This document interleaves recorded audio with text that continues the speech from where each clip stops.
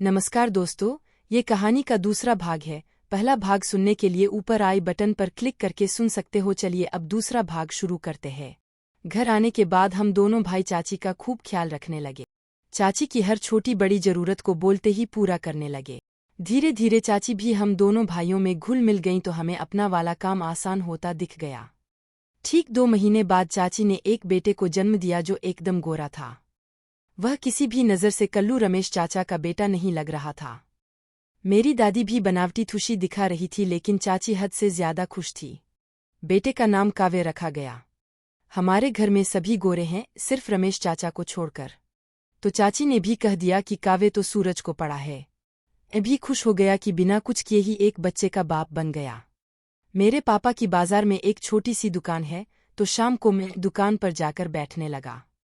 बलराम भाई का बोर्ड का एग्जाम था तो वह घर पर रहकर पढ़ाई करने लगा और साथ में चाची को पटाने की कोशिश भी करने लगा। एक दिन की बात है, चाची काव्य को दूध पिला रही थी।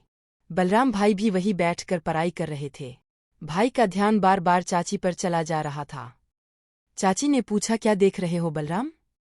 कुछ नहीं चाची, मैं तो बस अपनी किताब पढ़ रहा हूँ, बलराम ने हकलाते हुए कहा। मुझे पता है तुम कौन सी किताब पढ़ रहे हो। इतना कहकर चाची मुस्कुराती हुई अपने कमरे में चली गईं। थोड़ी देर बाद जब बलराम भाई का पढ़ाई में मन नहीं लगा तो वह चाची के रूम में चला गया। काव्य बेड पर सो रहा था और चाची का कहीं पता नहीं था।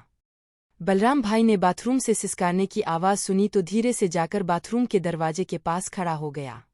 अंदर से आह आह की आवाज़ आ रही थी और चाची अपनी रगड़ रही थी, जिससे चप चप की आवाज़ आ रही थी। कुछ देर में आवाज़ें तेजी से आने लगीं और फिर बंद हो गई। बलराम को पता चल गया कि चाची का पानी निकल चुका है। शाम को दुकान से आने के बाद बलराम ने ये सारी बातें मुझे बताई। 2 दिनों के बाद अचानक से काव्य की तबीयत खराब हो गई। दादी किसी रिश्तेदार के यहाँ गई थीं और मैं दुकान पर था, तो बलराम भाई चाची और काव्य को लिवाकर डॉक्टर के यहाँ गए। तो डॉक्टर ने ऑक्सीजन लगाने के बाद काव्य को भर्ती कर लिया और कहा आज रात यहीं रुकना पड़ेगा। कल अगर तबीयत में सुधार हुआ तभी घर जा सकते हैं। खाना लेकर अस्पताल गया और बलराम को बधाई देते हुए कहा आज मौका अच्छा है। मन ही मन खुश होता हुआ घर वापस आ गया। अस्पताल में चाची और बलराम भाई ने खाना खाया। रात में 10 बजे के बाद डॉक्टर साहब चले गए और धीरे धीरे स्टाफ भी कम हो गए। आराम करने के लिए बगल में एक पेशेंट वाले खाली बेड पर चाची लेट गई और बलराम से भी एक तरफ लेटने को कहा। थोड़ी देर बाद नर्स आई और अपना सारा काम करके चली गई। अब सुबह तक कोई नहीं आने वाला था। पेशेंट वाले बेड पर चाची के बगल में बलराम भाई भी लेट गए। चाची को नींद नहीं आ रही थी तो वे बलराम से पढ़ाई के बारे में पूछने लगीं। फिर धीरे धीरे बात आगे बढ़ी तो चाची ने पूछा, तुम अक्सर मुझे घूरते क्यों रहते हो? मैंने बहुत बार देखा है कि तुम मुझे छुप छुप कर घूरते रहते हो। बलराम, नहीं चाची, मैं तो पढ़ता रहता हूँ, अगले महीने से ही मेरे बोर्ड के एग्जाम हैं। मोनिका चाची बातें मत बनाओ, मुझे सब पता है तुम छुप छुप कर क्या करते हो, मैं यह भी जानती हूँ। वे हकलाते हुए बोले, चाची वो बस 1-2 बार गलती से हो गया था, लेकिन अपनी कसम अब फिर कभी ऐसा नहीं करूँगा। मोनिका चाची का तुक्का सही बैठ रहा था तो उन्होंने आगे कहा, तो ये भी यह जानती हूँ कि तुम्हारी गर्लफ्रेंड है जिसके चक्कर में तुम ये सब गंदी गंदी हरकतें किया करते हो। लेकिन इस बार चाची का तुक्का फेल हो गया। बलराम भाई बोले, अपनी कसम चाची, मेरी कोई गर्लफ्रेंड नहीं है। मोनिका चाची, जब कोई गर्लफ्रेंड नहीं है तब किसके लिए हमेशा पगलाए रहते हो? ऐसा लगता है जैसे हमेशा किसी को ढूंढते रहते हो। इस बात का जवाब बलराम भाई न दे सके, उन्होंने चुप रहना ही ठीक समझा। बलराम भाई को चुप देखकर चाची ने कहा, तुम मुझे सच सच बताओ, वरना मैं तुम्हारे पापा से बोल दूंगी कि तुम पढ़ते कम और इधर उधर ज्यादा करते हो। अब बलराम भाई फंस चुके थे, आखिर बताते भी क्या? फिर भी बोले, ऐसा कुछ नहीं है चाची जी, वो तो बस ऐसे ही। क्या ऐसे ही? मोनिका चाची गुर्राते हुए बोलीं। बलराम भाई खामोश हो गए। चाची के पास में लेटे होने के कारण न चाहते हुए भी बलराम भाई की नज़र बार बार चाची पर जा रही थी। तब चाची ने नोटिस किया तो प्यार से पूछा, क्या देख रहे हो? बलराम भाई, कुछ नहीं। मोनिका चाची, अगर इस बार बहाना बनाया न तो पिटाई कर दूंगी। सही सही बताओ, क्या देख रहे थे अभी? बलराम भाई ने रोनी सूरत बनाते हुए चाची की तरफ इशारा करते हुए कहा, आपका वो देख रहा था। सॉरी चाची, अब आगे से ऐसी गलती नहीं करूंगा।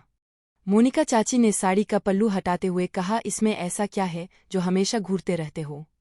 पल्लू हटते ही बलराम भाई की जबान सूख गई। ये सब देखकर बलराम भाई को पसीना आने लगा और धीरे धीरे अंगड़ाई लेने लगा। बलराम भाई बोले, सॉरी चाची, अब आगे से ऐसी गलती नहीं करूंगा। तो तुम्हें इतना पसीना क्यों आ रहा है? कहते हुए चाची ने अपनी साड़ी के पल्लू से बलराम भाई के चेहरे को पोंछने लगी। चाची के पल्लू से उनकी महक ने बलराम भाई को मदहोश कर दिया।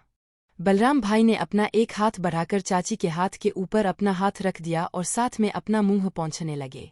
भाई की सांसें तेज चलने लगी।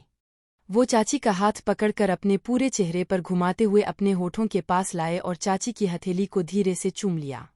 शायद चाची को भी अच्छा लगा और चाची ने बलराम भाई के चेहरे से होते हुए अब गर्दन पर आए हुए पसीने को पोंछने लगीं। बलराम भाई भी साथ में चाची का हाथ पकड़कर अपनी गर्दन से होते हुए अपने सीने पर लाकर रख दिया। भाई की धड़कन जोर जोर से चल रही थी। अब चाची की भी सांसें भारी हो चुकी थीं और माथे पर पसीना आना शुरू हो गया था। बलराम भाई चाची का हाथ पकड़कर धीरे धीरे अपने सीने से नीचे तक ले आए।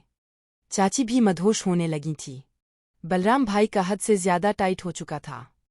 भाई के हाथ में चाची का हाथ था। दोनों एक दूसरे से बस कुछ इंच की दूरी पर लेटकर एक दूसरे की आंखों में आंखें डाले गर्म सांसों को महसूस कर रहे थे।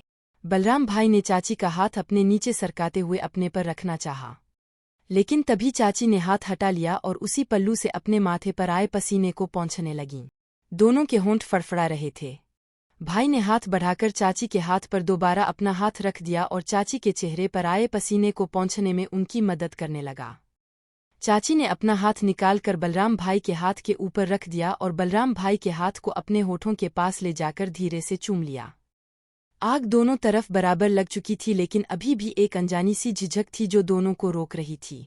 चाची ने भाई के हाथों को अपने होठों से फिसलाकर गर्दन से होते हुए अपनी दोनों के बीच में ले जाकर रख दिया। भाई ने तुरंत हाथ बढ़ाकर मोनिका चाची के एक को पकड़कर मसल दिया। दोनों जैसे जन्म जन्म के प्यासे थे। बलराम भाई तुरंत चाची के ऊपर चढ़ गए और दोनों हाथों से चाची के कस कस के दबाने लगे। दोस्तों, आगे की कहानी तीसरे भाग में बताऊंगा, इसलिए वीडियो को लाइक और चैनल को सब्सक्राइब कर लीजिए। मिलते हैं तीसरे भाग में।